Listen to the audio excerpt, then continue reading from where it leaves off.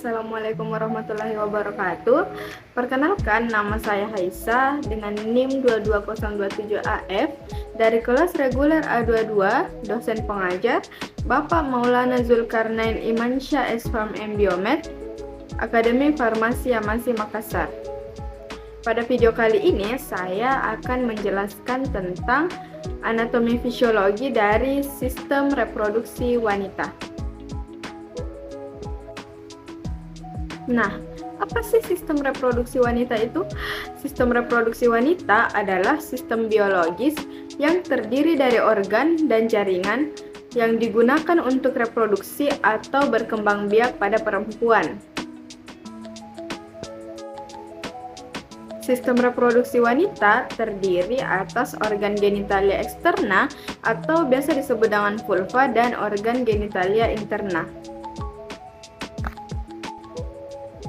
Nah, organ genitalia eksterna sendiri terbagi atas beberapa bagian, yaitu yang pertama mons pubis, labia mayora, labia minora, klitoris, hymen dan introitus vagina, vestibulum, dan perineum. Secara umum, organ genitalia eksterna memiliki 3 fungsi, yaitu yang pertama memungkinkan sperma masuk ke dalam tubuh, yang kedua melindungi organ genitalia interna dari infeksi mikroorganisme, dan yang ketiga adalah sebagai organ dalam persetubuhan atau intercourse. Mons pubis merupakan bagian yang terletak di anterior, terdiri dari jaringan lemak, menonjol di atas simfisis pubis, dan setelah pubertas ditutupi oleh rambut pubis yang kasar dan keriting karena folikel rambut yang sangat oblik. Mons pubis berbentuk segitiga terbalik, memanjang dari bagian atas garis rambut pubis ke bawah, meluas dari bagian atas garis rambut kemaluan ke klitoris. Mons pubis berfungsi sebagai bantalan sewaktu berhubungan seksual. Selain itu, mons pubis mengandung kelenjar yang mensekresi feromon, suatu substansi zat yang terlibat dalam ketertarikan seksual. Pertumbuhan rambut pubis dipengaruhi suku bangsa, usia, dan jenis kelamin. Labia mayora terdiri dari jaringan lemak yang mengandung keringat dan kelenjar sebase yang menghasilkan sekresi lubrikasi atau pelumas. Labia mayora menutupi dan melindungi celah urogenital. Selama pubertas, rambut pubis muncul pada labia mayora. Bagian dalam labia mayora bertemu ke bawah ke belakang membentuk commissura posterior atau frenulum. Labia minora. Labia minora lebih tipis dan lebih berpigmen, terletak tepat di dalam labia mayora dan mengelilingi introitus vagina dan ostium uretra. Labia minora tidak berambut dan mengandung sedikit kelenjar keringat dan sebase.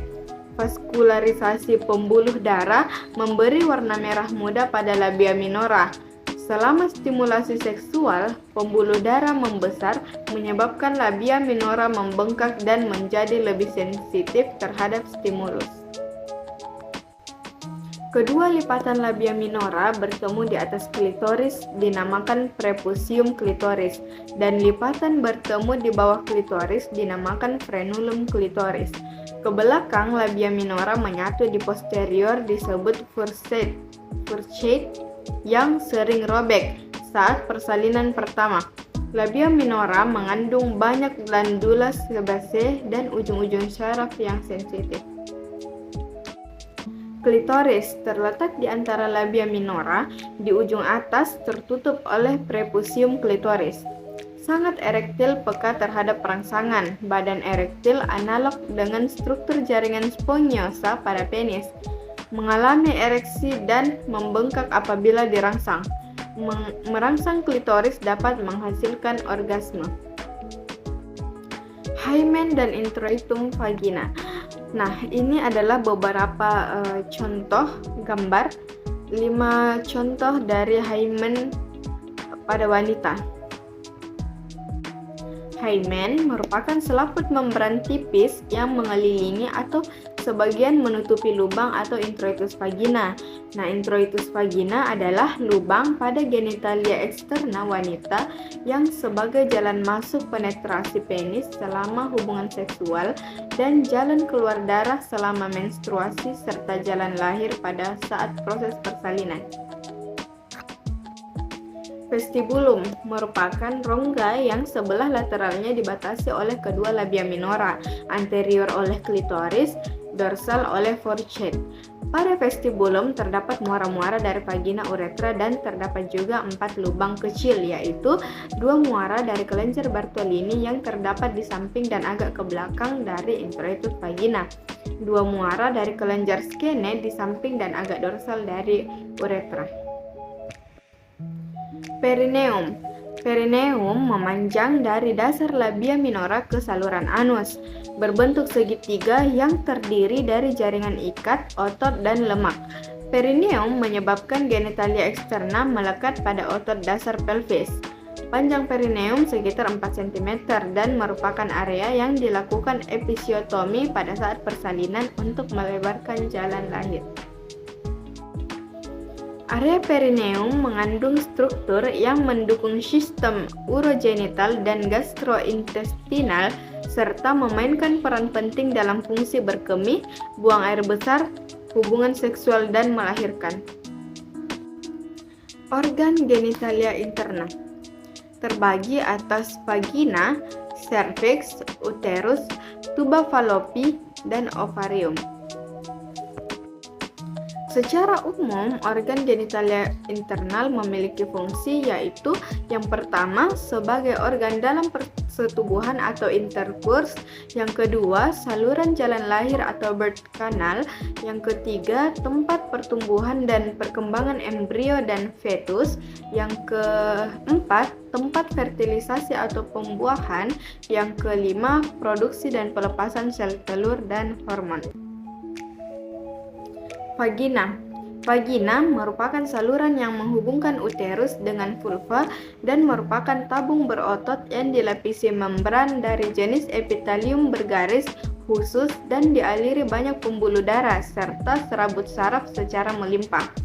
Panjang vagina kurang lebih 10-12 cm dari vesibula ke uterus dan letaknya di antara kandung kemih dan rektum. Fisiologi vagina. Yang pertama, sebagai saluran keluarnya darah haid dan lender uterus. Yang kedua, sebagai tempat persetubuhan atau coitus, menahan penis selama hubungan seksual. Yang ketiga, menyimpan semen atau sperma untuk sementara waktu. Dan yang keempat, sebagai jalan lahir persalinan. Cervix.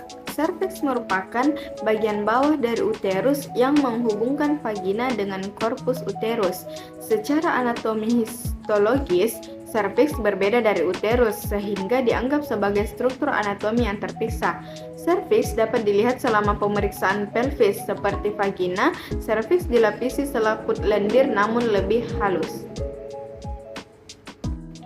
Cervix memiliki 3 fungsi utama, yaitu yang pertama memfasilitasi perjalanan sperma menuju kavum uteri atau rongga rahim melalui pelebaran os eksternal dan internal.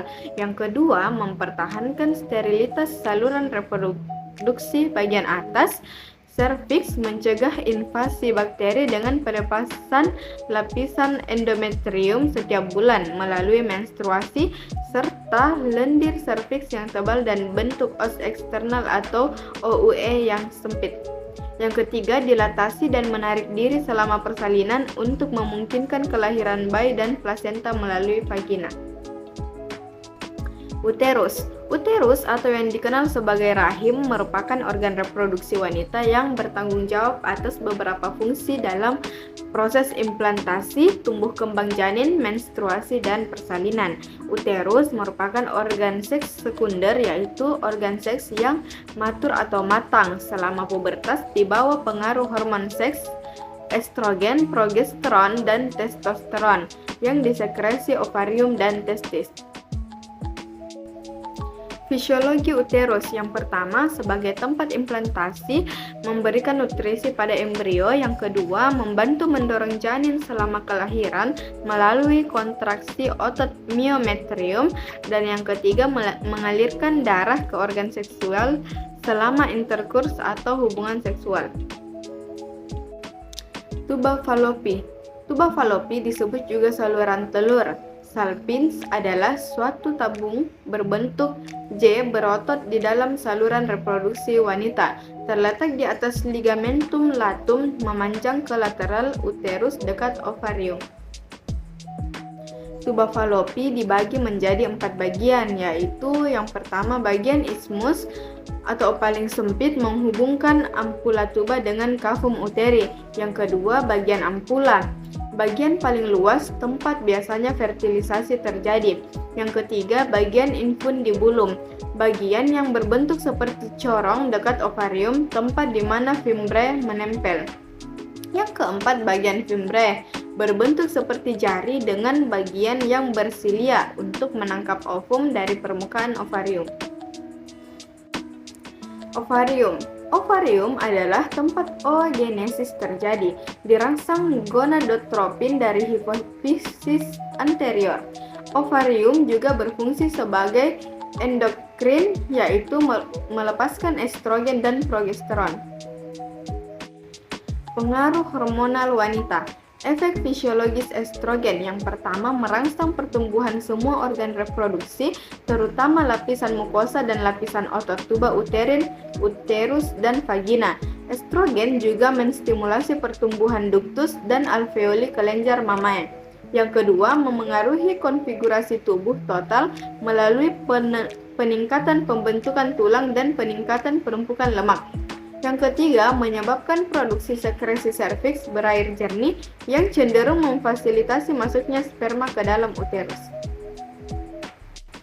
Efek fisiologis progesteron. Yang pertama, merangsang pertumbuhan endometrium uterus lebih lanjut untuk mempersiapkan terhadap implantasi ovum yang sudah dibuahi. Yang kedua, merangsang pertumbuhan dan diferensiasi sel-sel alveolar kelenjar mamae menjadi sel-sel pensekresi susu. Yang ketiga, meningkatkan viskositas mukus serviks dan dengan demikian cenderung menghambat masuknya ke os serviks. Nah, beberapa gangguan yang sering terdapat pada sistem reproduksi wanita yaitu yang pertama gangguan menstruasi, kanker genitalia, kanker vagina, kanker serviks, kanker ovarium, infeksi vagina, dan endometriosis. Nah, itulah tadi penjelasan sistem reproduksi wanita secara singkat. Semoga dapat menambah ilmu pengetahuan untuk saya dan teman-teman sekalian. Terima kasih telah menyimak video ini. Assalamualaikum warahmatullahi wabarakatuh.